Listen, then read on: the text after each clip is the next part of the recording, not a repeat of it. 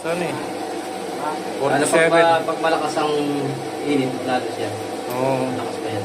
Ano yan? 47. Yung turata po sa inyo, yung pag niya pagbubuhay yata. Siya.